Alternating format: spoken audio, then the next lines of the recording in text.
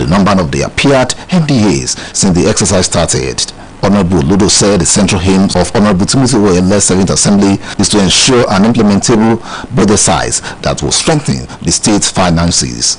He explained that the outgoing appropriation has been greatly impactful in the area of meeting the obligations of the citizenry. Honorable Ludo therefore enjoyed all the NDAs in the state so as a matter of achieving optimum budget performance to redouble their IGR efforts.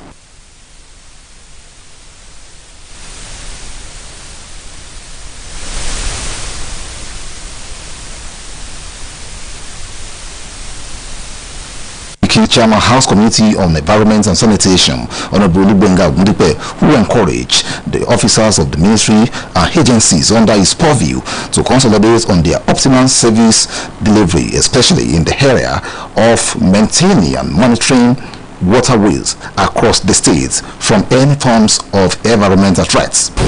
Yeah, we can see that, like I commended the effort of the people in the ministry at that time when doing the presentation, that as we're having flooding in other parts of the country, Osun State it was perfectly and is still perfectly safe. So even looking at the preparation they put on ground right from the beginning, with the dredging of our waterways and the proper cleaning of the environment and the sifting of the drainages, so it allows water to flow very well.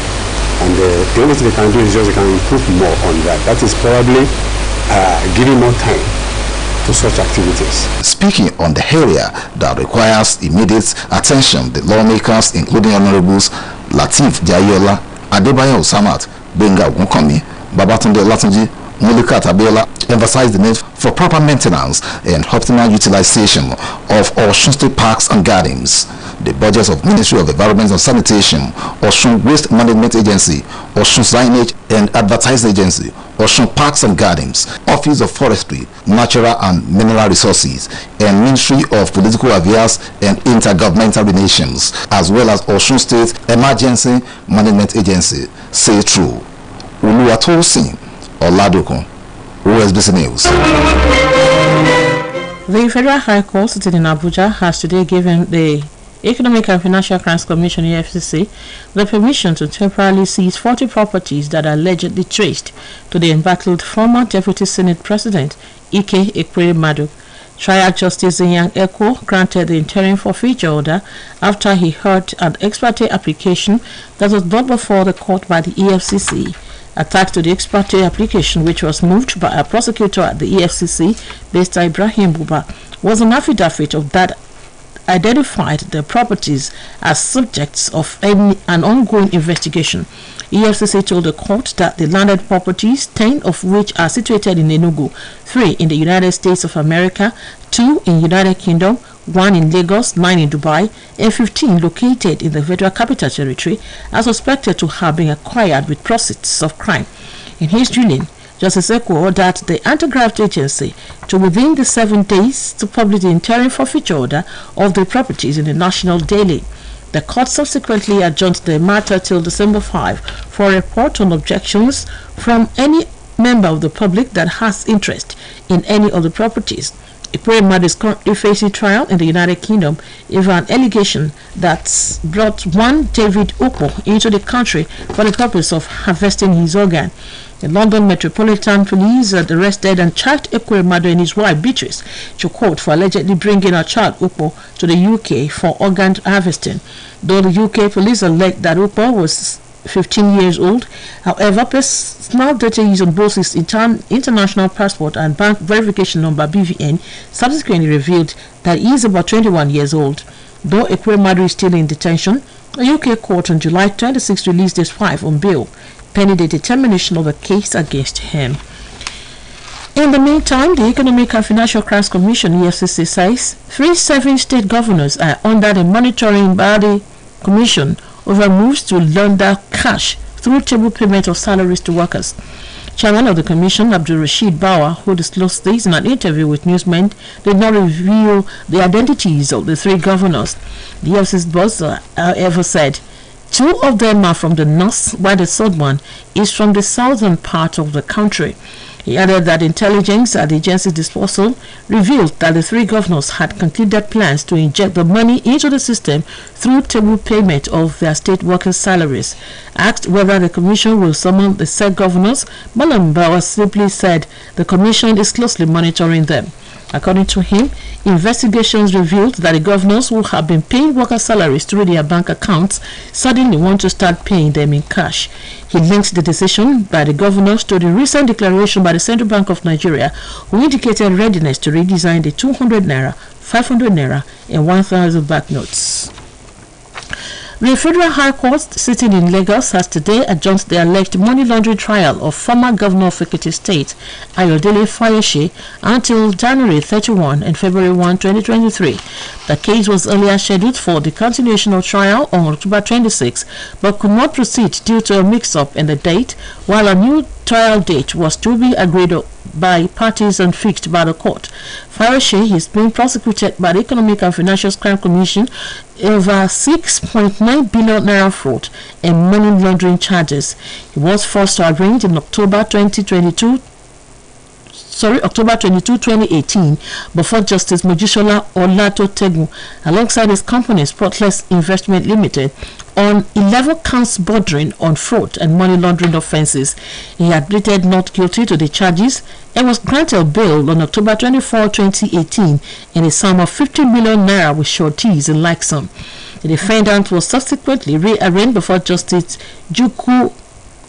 Chukwujeku Aneke on July 2, 2019 after the case was withdrawn from Justice Olatoregu following EFCC's petition. He had also pleaded not guilty to the charges and was allowed to continue on the earlier bail granted while the case was adjourned for trial.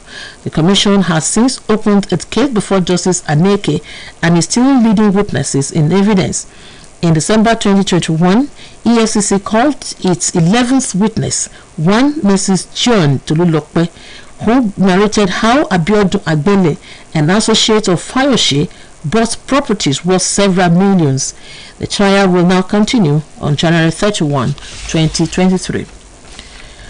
The Media Rights Agenda (MRA) has charged the federal government to fulfill its obligations to ensure the safety of journalists by investigating all attacks against media practitioners.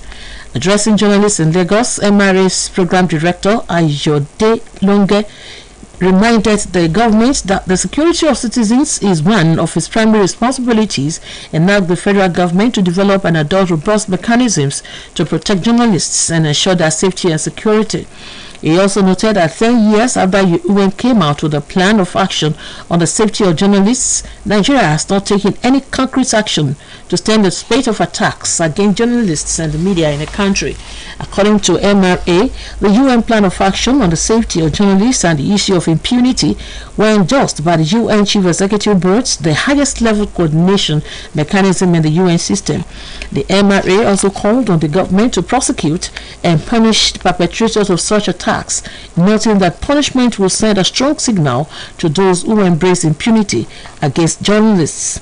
He said an increasing level of attacks against media practitioners and organizations in the country was shocking and not to be a source of concern for everyone. In the meantime, the owner of Ife, Oba Adeyeye Nitogusi, will tomorrow host journalists in Osun State to a dinner in his palace. This is contained in a statement jointly issued by the NUJ chairman of the state, Kamari Wasiu Ajadoshu, and the secretary, Kamari Bukola Olufadeji. The statement urged members of the pen profession to assemble at the Pen Press Resource Center, the press center by 1 p.m. for immediate takeoff to Ile-Ife.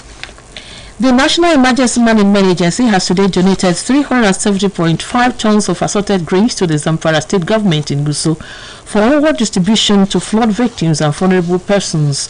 The Zamfara State Deputy Governor, Senator Hazan Nashia, received the grains on behalf of the state government from the NEMA Director of Finance, Sani Jiba, who presented Director General Mustafa Ahmed. He said the 317.5 tons of grains were more than 7,550 kg bags. He explained that the grains packed in 50 kilogram bags included 3,320 bags of maize, 3,142 bags of sorghum, 1,250 bags of millets totaling more than 7,300 bags. He said the grains were part of the 12,000 tons of assorted food items from the National Strategic Reserve Stock released by the federal government for distribution to 36 states and the FCT. The Director General of Osun State Broadcasting Conglomerate, Mr. Rashid Folaranmi, has advised corps members not to solely depend on white-collar jobs, but also pursue a career in entrepreneurship. Mr. Folaranmi gave the advice at the sent-forth ceremony organized for the 2021 batch C Stream 2 corps members who served in the corporation. Omotaya Adebodun has the details.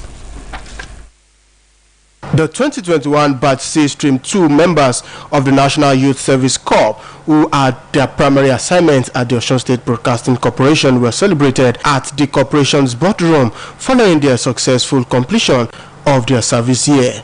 In his remarks, the Director General OSBC, Mr. Rashid Folaranmi, admonished them all to put into practice the professional experience obtained at the corporation while serving their father's land. The Director General, who spoke through the Director of Corporate Affairs, Mr. Olushola Bolaji, charged them to make themselves globally competitive and should not rely on their certificate. On behalf of the DG, we want to really appreciate the good number of you for your service to this state and to the nation.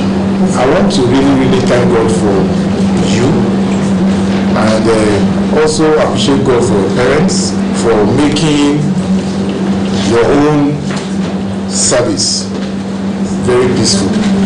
Other directors present also gave their testimonies about the corps members who have at one time or the other served in their various departments. In their response, the corps members appreciated the opportunity the station has given them to serve and learn in the process of serving. It has been a great privilege working with OSBC, and I'm very happy to work here and it's a wonderful experience here. OSBC is a good place, it's a nice place, and it's a peaceful place. Thank God. I was able to do the program successfully and finally go out to the next member. Thank you very much. I'm saying thank you to everybody, and it was a great pleasure working. The high point of the send-off ceremony was the presentation of gifts to all the corps members in appreciation of their meritorious service to the station and the state at large. Omotayo Adebodun, OSBC News. This is news across the country coming to you from Osun State Broadcasting Corporation, Voice of the West, Nigeria. Now a mid-news message. Nothing in life is worth dying for. Whatever position you find yourself, tread softly. Life is ephemeral. The fashion industry has over the years evolved and has brought about new innovations to the ways of dressing by various individuals. These new innovations in the fashion industry in Nigeria came about as a result of several varying factors. Fashion News today seeks to outline the various factors which have influenced fashion trends in the country. Nigeria as a country has seen a great change in fashion styles and trends. Fashion trends in Nigeria have evolved over time and has significantly put the country in the global arena with regards to fashion. Foreigners now embrace the Nigerian traditional fashion sense and boldly wear it to various occasions. The Nigerian dressing style is typically simple and formal, basically because of the weather, but have different modifications to the formal style. Various factors have contributed to the growth and change in the fashion style of the Nigerian people. One of the salient factors which influences fashion trends in Nigeria is as a result of social media. In the era of globalization, coupled with technology and new innovations, the internet is a major determinant of people's view on various subjects. Social media is one of the major aspects of the use of the internet, and it is a major tool in disseminating these views. Through social media applications such as Instagram, Facebook and the likes, people have connected and established a level of communication with their fashion icons, thereby influencing their style choices. Many designers also use the platform for advertising their products and building a dedicated audience and influencing their fashion sense and style. Another factor which influences fashion trends in Nigeria is as a result of customs and traditions. A typical Nigerian society has profound connections with cultural beliefs and tradition. Before modernization, each tribe had its traditional attires and dress sense. Attires like Adire, Iro and Buba, Ashoke, Agbada are some of these traditional wears. However, there have been evident growth in the evolution of traditional Nigerian wears. This is evident in the popular Ankara print, which has grown to an international level of acceptance and such greatly influenced fashion trends in Nigeria. Religion is also a major factor which has played a very vital role in influencing fashion trends in Nigeria. Nigeria is a country that upholds religious beliefs, ideologies and practices in daily life. This is evident in fashion styles of many people. For example, many adherent female Muslims see the hijab as a very important part of their dressing. So do female Christians limits how much exposure and closure they give to their bodies. Amidst these strong religious restrictions, many people still have not shaken in showing off their fashion consciousness and style. However, there is no gain saying the fact that Western cultures have also influenced fashion trends in Nigeria. In the area of fashion, the Western culture inculcated their ways of dressing and fashion sense into their slave subjects during the slave era, and over time, the Western mode of dressing stuck and spanned across various parts of the African continent, including Nigeria. Although Nigerians imitate many of the Western trends, they have progressively incorporated our traditional aesthetics into these outfits. In conclusion, the Nigerian fashion industry has grown and put the country in the global arena, and as such, the country's economy has experienced a level of increase due to this growth. OSBC Fashion News sought the opinion of Favor Ugu, who was of the view that Western cultures has greatly influenced the change of fashion trends in Nigeria, and the social media creates creativity and exposure to various fashion trends from various parts of the world. Western culture influenced fashion trends in Nigeria. Social media connects a lot of people, and so we in Nigeria, we in Africa tend to easily access other fashion styles, different parts of the world, even the Western part of this. And so we take on their style of dressing, their corporate dressing suits, and basically we adopt anything that we like. Basically we were colonized by the British. And so, because they are colonial masters, we take up some things from them. While speaking with Christabel Adesanya, our fashion news crew viewed that social media helps to promote various fashion styles and give people the opportunity to choose. Okay, so what I feel is like social media just helps to promote anything that actually put out there. When it's actually put out there to Twitter, Instagram, WhatsApp, and every other social media platform that is used for advertising, people tend to see it and locate that person. The person has a business page or maybe a WhatsApp number or whatever. Daniel Ekwere for OSBC Fashion News. Join us next week for another interesting package on fashion news. Rivers State Governor Nyesom Wike has increased the number of his newly appointed special assistants and political units to 200,000. The governor, while inaugurating the last batch of the 100,000 appointees at the Adokie Amese Maka Stadium, Omagwa in Ikwere local government area today, said he decided to increase the number to accommodate more people who had shown willingness to work for him. Congratulating them on their privileged appointments, Wike urged them to work among their people and hear the views of his administration, particularly of his programs and policies. He said that as special assistants, they are to collect those impressions and pass them on as feedback through the 319 ward and 32 constituencies liaison officers recently appointed, who will eventually transmit same to his office. The governor, who said the gesture was part of the stomach infrastructure he promised the state, asked local government chairmen to return to their domains and identify more people for appointments. It will be recalled that Rivers State Governor Nyesom Wike yesterday inaugurated the first batch of the 100,000 special assistants. According to the governor, they were appointed to take charge of political units ahead of the 2023 general election in their respective wards. Fire incidents was recorded at the National Youth Service Corps in Abuja today. This is contained in a statement by the Director of Press Relations, Eddie Megwa. The Commission said no life was lost in the sudden fire outbreak, and it was limited to the third floor of the 6-story building, and all vital documents were promptly evacuated and safeguarded. The Kwara State government has approved that the bursary allowances paid to students of the state origin in tertiary institutions across the country be increased by 100% from 5,000 naira to 10,000 naira.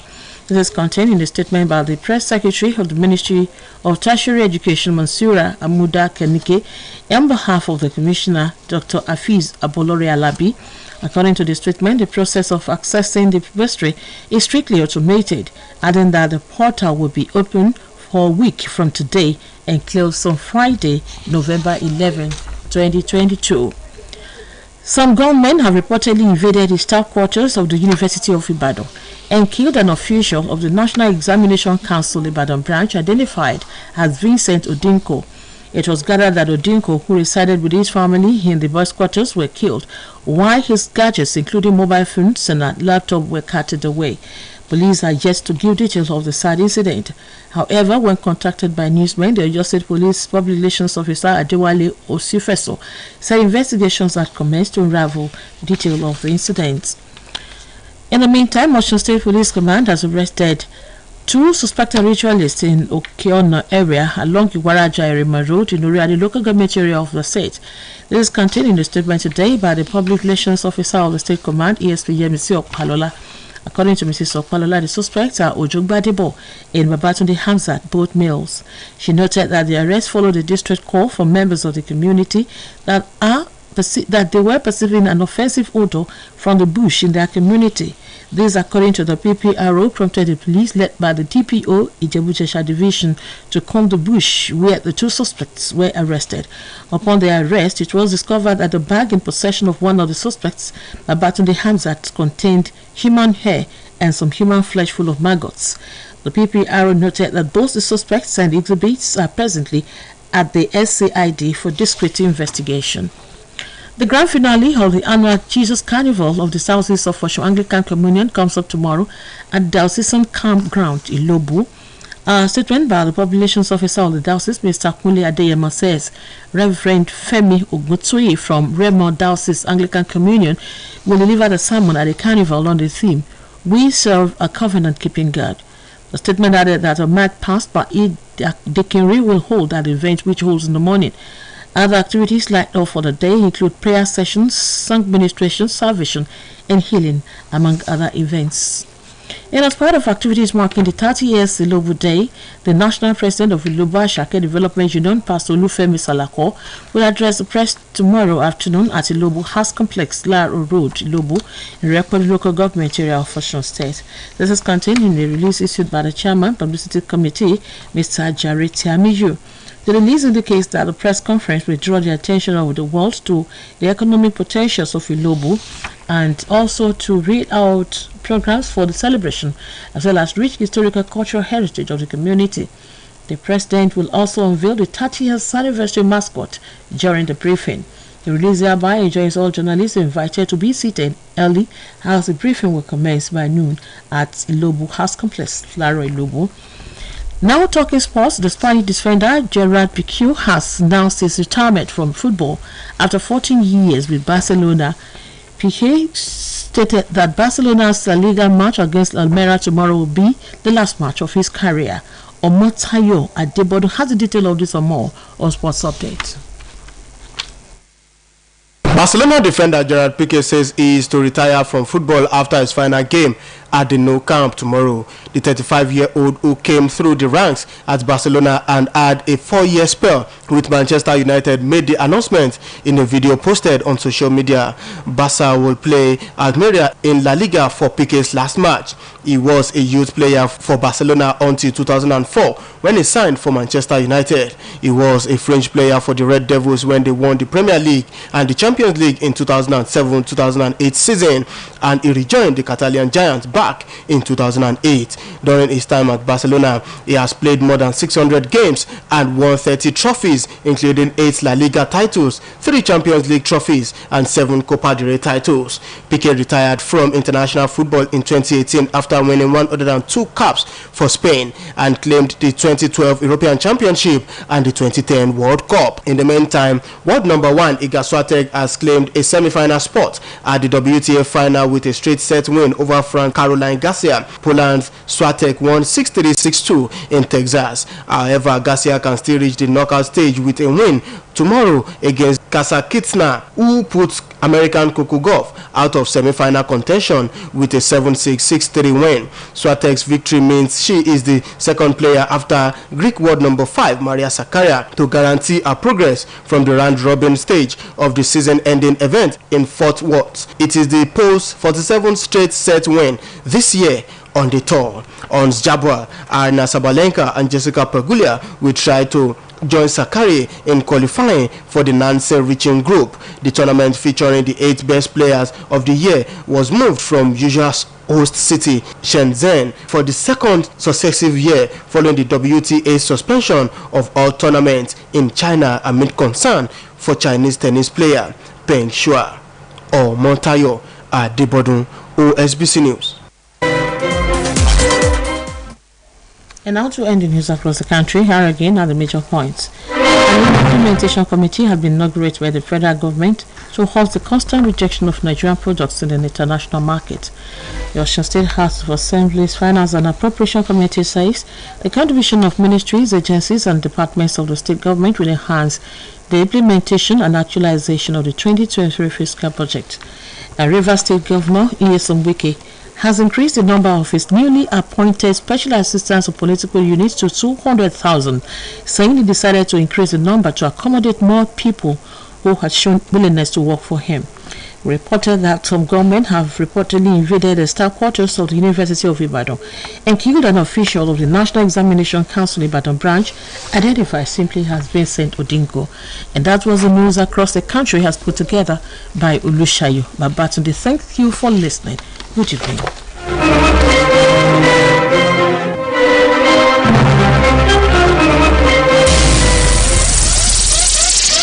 It's entertaining. It's educating. Really informative. Qualitative news as it breaks. It's OSBC Radio 2, 104.5 FM. Numero uno south of the Sahara. Voice of the West. 104.5. 104.5.